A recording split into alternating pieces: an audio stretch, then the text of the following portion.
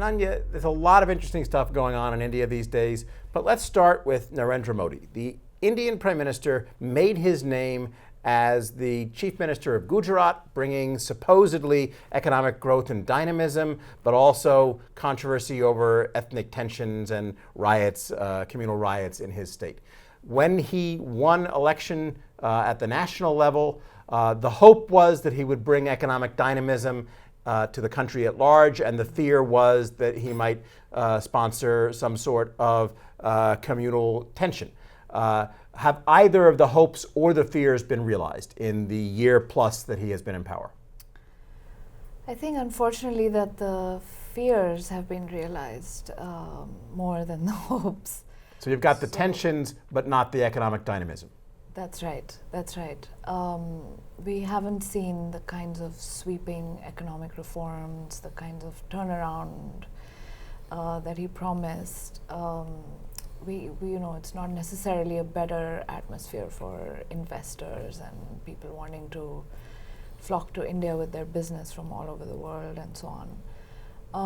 On the other hand, there has been an escalation in communal tensions. There's been a lot of incidents of actual violence against minorities. Such as what? So you have incidents of violence against minorities. Are we talking about Kashmiri Muslims? Are we talking broader than that? What? We're talking broader than that. I mean, Kashmir, has been a conflict zone for the last 25, 30 years. So that's an ongoing issue. But now it seems like ordinary Muslims and ordinary Dalits and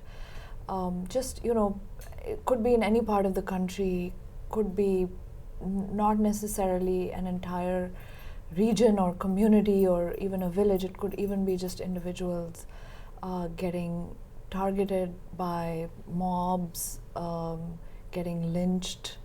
The most recent sort of flashpoint was this family in a place called Dadri in Uttar Pradesh, which is the largest state in India. There was some suspicion that the Muslim family that they had beef in their refrigerator, and the head of the household, this man called Muhammad Akhlaq, was just dragged out and lynched and just murdered by a mob in front of his young children and his wife, and it was just the most sort of frightening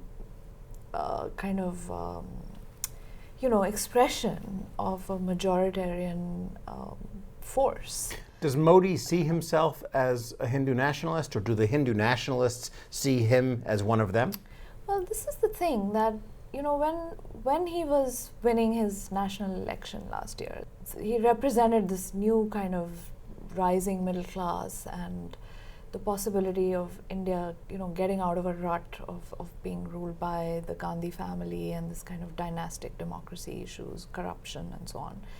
And that, if he brought with him a broader spectrum of the Hindu right, and that some of those people were on the extreme right and they were just majoritarians, outright anti-Muslim and so on, he would be able to somehow manage those internal differences on the right, within the Hindu right.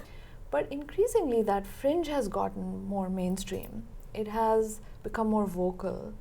And at this point there's just an outcry for him to respond to incidents like this. So the expectation is that Prime Minister Modi will rise above being a Hindu or being the leader of the BJP or being a Hindu nationalist or being, any kind of representing any one particular group, and that as Prime Minister he will say that, this is not on. You can't be lynching members of the minority community.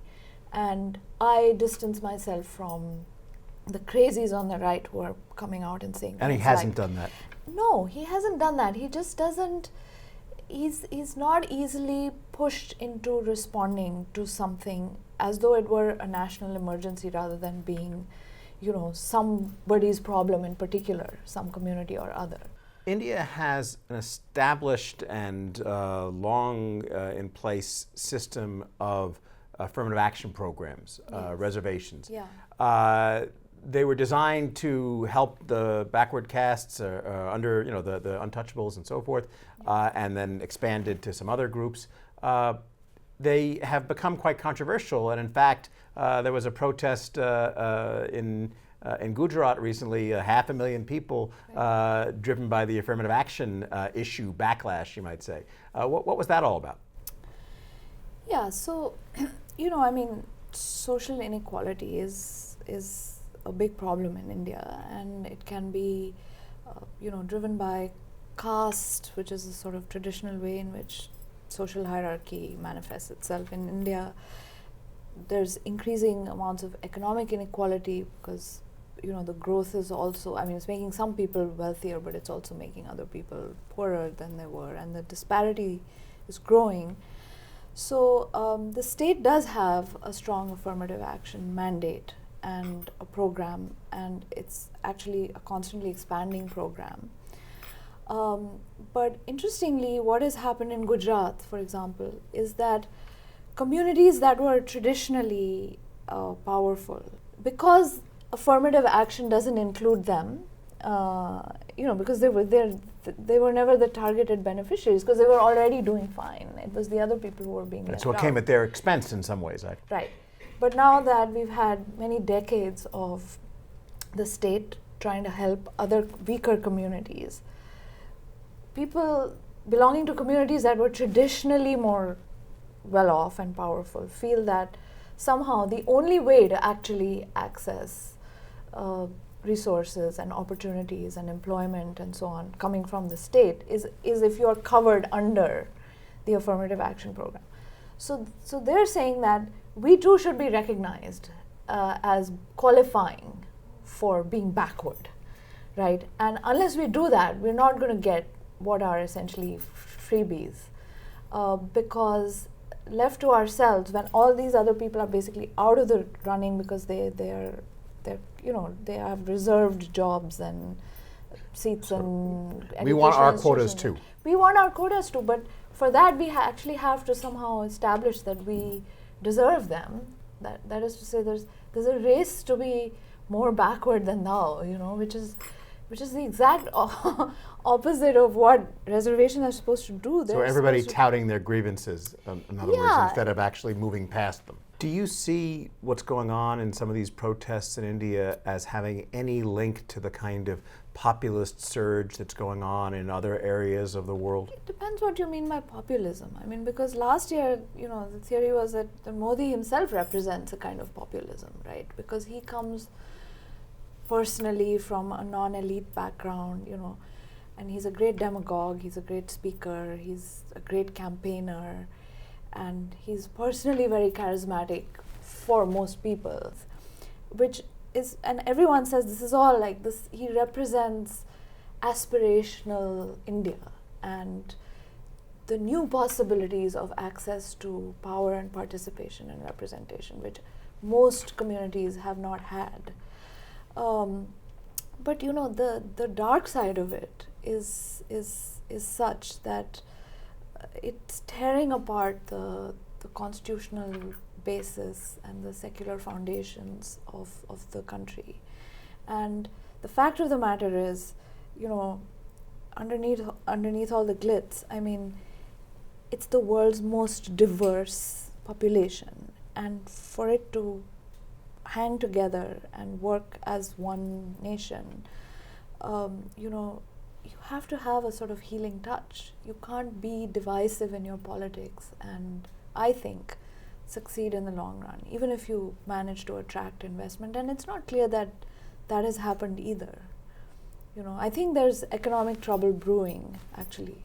That seems to be whatever I follow of the news on that front. So Indian politics could become more turbulent still in years to come. Yeah, because there's a lot of big, important state elections coming up. And, a lot rides on whether the BJP can win in these different states. What happens if Modi wins, and what happens if he loses? Not Modi himself, but his forces that he's backing. Well, if he wins, then that's a big shot in the arm for him, I think, because winning Bihar and ruling India are tightly related in all kinds of ways. If he loses, or if it's very, very close, that could really be, a big setback, and it would mean that even ordinary people in a very poor and backward state are taking notice of the fact that the BJP represents a certain kind of bellicose Hindu majoritarian politics, which is not really sustainable, I think, for democratic India. Ananya Vajpeyi, somewhat depressing update, so but sorry about that. thank you for bringing it to us. Okay, thanks, Gideon.